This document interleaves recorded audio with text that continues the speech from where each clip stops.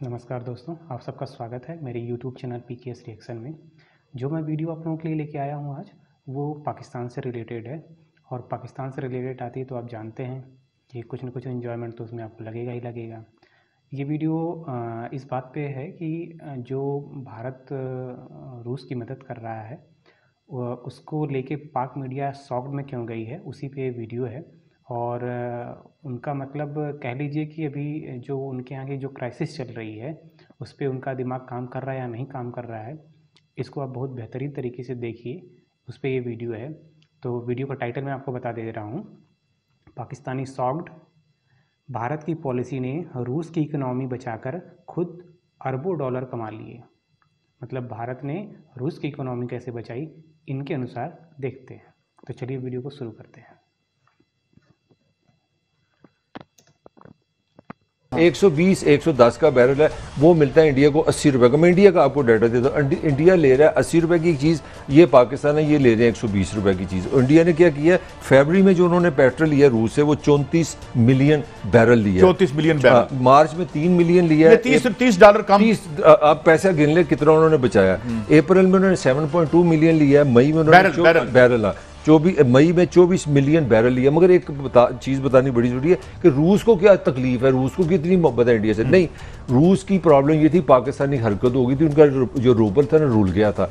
$1 में 160 रूबल थे। उन्होंने कहा जनाब हमसे सस्ता पेट्रोल हो मगर हम डॉलर में नहीं देंगे, रूबल में देंगे। यानी आप हमें रूबल में अदायगी उन्होंने अपनी इकोनॉमी बचाई है। पूछे किस तरह, आज रूबल हो गया 60 रुपए का। इंडिया को $30 बच गए, उनके रूबल आ गया। बेसिकली ये अक्लमंद जो मुल्क यानी जो उसका माशी माशरा करने की कोशिश की गई, दोनों गिरावट की जा रही थी ना, वो खत्म हो गई। खत्म कर। और हमारा काम क्या है, जाओ जी, इमरान खान है, ताहिर मलिक है, अपना शहबाज शरीफ है, IMF के पास जाओ, पाँव पड़ो जाके, 1 बिलियन अच्छा, मैं खबर और कर्जे लो। आप सोचे कि अगर कल बना था बांग्लादेश, तो फिर आप अगर अपना जुल्म करते रहोगे तो फिर कल सिंधु देश भी बन सकता है, सराइकी देश भी बन सकता है, पख्तूनों का देश बन सकता है। होश की नाखुन लो। खुदा ना खास्ता, अल्लाह ना करे हमारे मुंह में खाप, अगर ये अल्लाह ना करे मुल्क डिफॉल्ट हो जाता है, खुदा ना खास्ता डिफॉल्ट अल्लाह ना करे हो जाता है, मुल्क तो चल ही नहीं सकता। उसके बाद मुल्क नहीं चल सकता तो उदारे नहीं चल सकते, मैं भी नहीं चल सकता, आप भी नहीं चल सकते। तो फिर दुनिया से आपकी इंपोर्ट एक्सपोर्ट खत्म हो जाएगी। फिर आपका टारगेट करेंगे वो एटमी पावर है पाकिस्तान, वाहिद इस्लामी मुल्क अल्हम्दुलिल्लाह। कि $100 बिलियन अमेरिका को पाकिस्तान को देना चाहिए। अच्छा, पाकिस्तान बच भी जाएगा और दुनिया भी बच जाएगी, इसलिए उसके एहसासे हम फिर ले लेंगे, एटमी एहसासे। अच्छा, तो वो तो बातें खुली हो रही हैं। वो हम बर्बाद होकर रह जाएंगे, ये मुल्क तबाह होगा, दिवालिया होगा। कि खुदा ना खास्ता एक साजिश के तहत मुल्क डिफॉल्ट हो जाता है। मतलब सब आप इकोनॉमी के एक्सपर्ट हैं, आप मुल्क खुदा ना खास्ता अल्लाह मेरे मुंह में खाक डिफॉल्ट हो जाता है टोटल। उसके बाद क्या क्या नुकसान हो सकता है। देखें भट्टी साहब, एक बिल्कुल 2-2-4 वाली बात है। फौज जो है, फौज का काम मुल्क को दिफा करना है, वो पैसे नहीं बनाती। मेरा कहने का मतलब है कि वो फैक्ट्री नहीं है। तो वो जो फौज होती है वो किसी भी मुल्क की इकॉनमी की एक्सटेंशन है। अंदर के जो हालात आप फौज बनाते हैं अपनी हिफाजत के लिए। तो फौज को क्या चाहिए, फौज को जिंदा रहने के लिए तरहाएँ चाहिए, असला चाहिए। वो कहाँ से आएगा, पैसे से आएगा। तो मतलब ये है कि जिस तरह आप यहाँ के कि यार यहाँ पे अगर तुम बिजली का बिल नहीं दोगे तो अंधेरे हो जाएंगे, प्रोग्राम बंद हो जाएगा। तो मैं बाहर जाके शोर डाल दूँ, और जी हमारा चीफ देखो मायूसी फैला रहा है, कहता प्रोग्राम बंद हो जाएगा। भाई अगर यहाँ बिजली का बिल नहीं दोगे तो प्रोग्राम बंद ही होगा ना। तो आपको एक छोटी सी थोड़ी सी लंबी सी बात हो जाएगी। मैं रूस का जो सोवियत यूनियन का एक्सपीरियंस है 80s का, काजी साहब आप भी उस समझते हैं, रेगन ने क्या किया था, स्टार वार से उसने सोवियत यूनियन का बजट अपना बजट बढ़ा दिया, डिफेंस का सोवियत यूनियन को भी बढ़ाना पड़ा। जब उनको पैसे ज़्यादा लगाने पड़े, इकॉनमी सस्टेन नहीं कर सकी, सोवियत यूनियन टूट गया। यही बात इमरान खान कर रहा है कि आप ऐसे फैसले करें, एस्टेब्लिशमेंट आप इसको सीरियस लें, ऐसे फैसले करें पाकिस्तान डिफ़ॉल्ट से बच जाए। और अगर खुदा न खासा डिफ़ॉल्ट होता है, फिर भट्टी साहब वाली बात है कि आपके सरकारी इदारे किस तरह चलेंगे। उसमें फौज भी है, उसमें रेंजर भी है, उसमें पुलिस भी है, उसमें वार्ता भी है। मेरी गुजारिश है कि पाकिस्तान अगर आज सलामत है, बचा हुआ है, भारत नहीं कर, सिर्फ और सिर्फ इसकी वजह पाक फौज है। उनके अफसर, उनके जवान 24 घंटे हमारे लिए शहादतें देते हैं। किस फौज कहाँ से निकल रही, जो मेरा आर्गूमेंट जो इमरान समझाना चाह रहे हैं कि आपकी इकोनॉमी से फौज बनती है। 6,000 अरब आप टैक्स लेते हैं। भट्टी साहब समझिए इन्होंने पाकिस्तान चलाना 6,000 अरब ले लिया। 2800 अरब आपने देना है कर्जा बिजली का, बड़ी जल्दी जल्दी बात करो, 1500 अरब आपने देना है गैस का, 1000 रुपये आपने PSO को देना है, ये हो गया 1000 अरब। 1000 अरब, तकरीबन 5500 अरब यहाँ पे गया। आगे सुनते जाएं आप, यहाँ से आप चलते हैं तो 3000 अरब आपने सूद और कर्जा अपना देना है। यानी कि अगर इसमें कोई एजुकेशन नहीं आई, पाकिस्तान का मैंने एक नाम नहीं लिया तो यार मेरा एक सवाल आपसे, यार अपने दौर में भी तो उन्होंने कोई ऐसी नहीं मेरी बात मेरा बड़ी साहब, मुझे क्योंकि बात मेरी नहीं कंप्लीट, मेरा क्वेश्चन है कि इमरान अच्छा इस महीने में $5 बिलियन का आपका आया तजारती खसारा, $5 बिलियन का मतलब 1000 अरब का हमारा लॉस हुआ है, 14% इस महीने में आपकी तारीखी महंगाई है। पॉइंट जो मैं कंक्लूड साहब मैंने पूरे सेगमेंट नहीं, मेरी लास्ट फिक्र इस इकोनॉमी में आप क्या फौज रख सकते हैं, ये इमरान खान कह रहा है, इसको सही करो। ये मैंने सेगमेंट रखा हुआ है, फिर उसकी फाइनेंस में चले गए। इंडिया जो ईरान से पेट्रोल खरीदता है वो इंडियन करेंसी में खरीदता है, देख लें फिर। लेकिन मतलब ये काम है करने के, आपको जिस तरह मैंने कहा एक्सपोर्ट्स कम करें, यहाँ सर जोड़ के बैठे ओ भाई कोई गद्दार नहीं है तो सब तुम्हारे जो असी मान लिया तो ये इस मुल्क को बचाएं उस बर्बादी से, क्योंकि करना पड़ेगा। काम कैसे चलेगा साहब? सियासतदानों को ना सियासी पार्टियों से ज्यादा सबसे पहले पाकिस्तान को तरजीह देना होगी कि पाकिस्तान रहेगा तो हम सब कुछ है। आके हुकूमत इमरान खान सब बैठे और यहाँ पे हैं इस माशी भट्टी साहब कश्ती को भंवर से निकालना। माफी चाहता हूँ, मैंने यहाँ सवाल किया डॉक्टर इशफाक हसन खान से कि जब जॉर्ज सोरोस ने मलेशिया पर हमला किया और रिंगट पर हमला किया तो उसने उसका मुआसरा किया, उसने फौरी तौर पर डॉलर से डीपैक कर दिया, रिंगट उनकी करेंसी का नाम है, और अपनी करेंसी को वहीं रोक दिया। और यहाँ डॉक्टर साहब एक नई इस्तिलाह दे के गए थे, उन्होंने कहा था रजा बाकर इफेक्ट। ये जो रजा बाकर साहब आए थे ना, और खान साहब को रजिस्ट करना चाहिए था कि रजा बाकर इफेक्ट है कि आपने जब डॉलर 200 का कर दिया है तो अब पेट्रोल भी महंगा होगा, बड़ी साहब हमने कर्जे भी ज्यादा तो वापस करें, डी पैक करें यार। मलक साहब आप तो अमीर आदमी है, साथ इस वक्त कितने का जी इंडिया में कितने का डॉलर? 8 रुपए बढ़ गया और डॉलर नु मारो खे 8 रुपए है आज 70 इंडियन। मैं तो कूलर ला रहा हूं, मैं तो एसी नहीं चलाऊंगा, थले पक्के ले लो। एक हुकूमत रही थे पक्के जोगे भी नहीं रहोगे, खाली इंजन जी करोगे शायद वो आवाज जाए।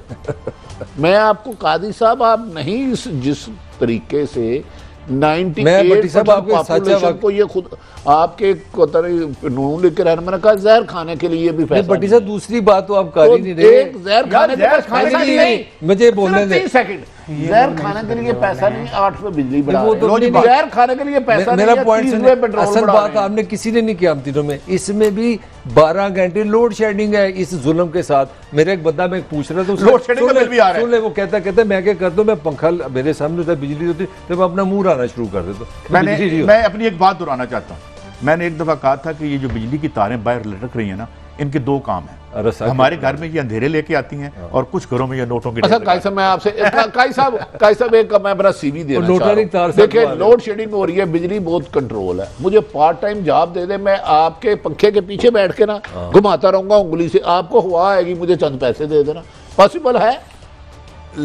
ये लोड शेडिंग का बिल है, ये लोड शेडिंग, ये असल इतनी महंगी बिजली लेके ये इसका वैसे जवाब दिया, इसमें 12 घंटे उन्होंने जवाब लोड शेडिंग नहीं, उन्होंने जवाब दिया था।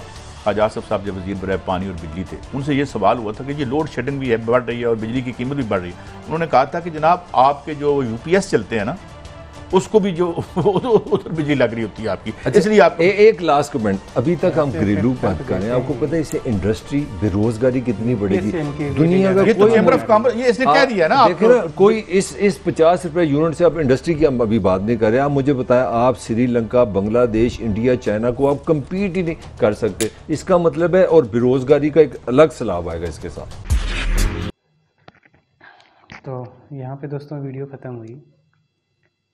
ऐसे ऐसे तर्क देते हैं और ऐसे ऐसी चीज़ें हरकतें बोलते हैं। सोचो ये जो एंकर कह रहा है कि भाई मैं आपके घर पे आके पंखा हाथ से डुला दूंगा, आप मुझे कितना दोगे?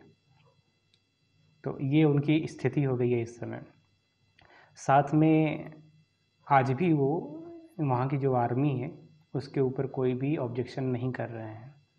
ये सारी प्रॉब्लम्स की जो जड़ है वहाँ की जो पॉलिटिकल पार्टी हैं वो तो हैं ही, साथ में जो मेन रीज़न है वहाँ की आर्मी है। क्यों? क्योंकि वहाँ की आर्मी ने कभी भी पॉलिटिकल स्टेब्लिशमेंट को स्टेबिलिटी वहाँ पे आने ही नहीं दी। तो जब वहाँ पे पॉलिटिकल स्टेबिलिटी नहीं होगी, कोई भी पॉलिसी बनाई जाएगी किसी भी सरकार द्वारा और वो लास्ट अमली जामा उसको नहीं पहनाया जाएगा, तो जैसी बात है आज नहीं तो कल धीरे धीरे मुल्क तो दिवालिया होगा ही होगा। और जो वहाँ के फॉरेन मिनिस्टर बोल रहे थे बिलावल भुट्टो कि हमारा जो देश है वो बांग्लादेश के रूप में एक बार टूट चुका है और ऐसा ना हो कि फिर पंजाब के रूप में, बलूचिस्तान के रूप में और सिंधु देश के रूप में फिर से टूट जाए। मुझे तो लगता है आने वाले टाइम में ये होना तय है, क्योंकि जिस हिसाब से पाकिस्तान का इसमें क्राइसिस चल रही है और कहीं से भी उसको संभलने की स्थिति मुझे नहीं लग रही है। आप ये सोचो कि वहाँ की आर्मी ने सारी चीज़ों पे अपना कंट्रोल बना रखा है, और आप ये सोचो जब आप हर टाइप के बिजनेस वहाँ की आर्मी करती है, तो आप ये सोचो कि जब एक बिजनेसमैन होगा तो वो खुद के बारे में सोचेगा या फिर देश के बारे में सोचेगा। जितने भी बिजनेसमैन होते हैं लगभग सबसे पहले वो अपने बारे में सोचते हैं, क्योंकि मुल्क के तो उनके ऊपर जिम्मेदारी नहीं होती है, उनको तो जिम्मेदारी होती है कि भाई जो पॉलिटिकल लीडर हैं वो सब हैं, उनको उनकी जिम्मेदारी है देश को चलाना। हम तो आर्मी, हम हमारी रक्षा करने की जिम्मेदारी है। हालांकि आज तक उन्होंने कभी ऐसा नहीं किया कि रक्षा भी नहीं किया, जितने भी वार हुए इंडिया से लड़ा उन्होंने हर बार हारे ही हैं। लेकिन फिर भी अगर वो चाहते कि आज की डेट में अगर वो अपने देश के बारे में, अगर हित के बारे में सोचें, क्योंकि उस देश के बारे में एक मतलब मुझे तो लगता है कि कुछ भी नहीं सोचते हैं। आप सोचो कि एक फुल्ली, मुझे लगता है कि पूरी तरह से वो एक बिजनेसमैन के तौर पे अपने आप को देखते हैं। और जैसे होता है ना कि मुल्क अगर क्राइसिस में जाएगा तो जितने भी वहाँ के आर्मी ऑफिसर्स हैं सबके विदेशों में पैसे जमा हैं और उन्होंने अपने मकान ले लिए हैं अलग अलग कंट्रीज़ में। जैसे यहाँ पे मुल्क दिवालिया होता है वो सीधे प्लेन पकड़ेंगे और निकल लेंगे। और इसके पहले जितने भी आर्मी चीफ हुए हैं, जितने भी बड़े अधिकारी हैं, वहाँ पे वो सबका बाहर कुछ न कुछ उन्होंने बना रखा है। और नहीं तो पाकिस्तान में उनका इतना ज़्यादा है कि हमारे यहाँ का एक अच्छा अरबपति इंसान जिसके पास उतना पैसा नहीं होगा जितना वहाँ का एक जो अच्छा अधिकारी होगा, बड़ा अधिकारी होगा, उसके पास कर्नल रैंक का अगर अधिकारी है तो उसके पास वहाँ पे वो सारी फैसिलिटीज़ हैं, उसको वहाँ के मिल गई हैं। तो आप एक सोचो जो मुल्क क्राइसिस में जा रहा है, लेकिन वहाँ के जो आर्मी मैन हैं वो इतने मतलब अरबोपति हैं वहाँ पे, करोड़ों भी नहीं कह सकते, वो अरबोपति हैं वहाँ पे। और वो एक बिजनेसमैन होगा तभी तो अरबोपति बना। तो पाकिस्तान की हालत पे और भी क्या बात कर सकते हैं। फिर कोई नेक्स्ट वीडियो जब आएगी तो उस पर फिर से चर्चा करेंगे। अभी आपको ये वीडियो कैसी लगी आप कमेंट सेक्शन में ज़रूर बताइएगा और वीडियो को लाइक कर दीजिएगा। और अभी तक चैनल को सब्सक्राइब नहीं किए तो प्लीज़ चैनल को सब्सक्राइब करके मुझे सपोर्ट करिए। फिर मिलते हैं नेक्स्ट वीडियो में, तब तक के लिए जय हिंद।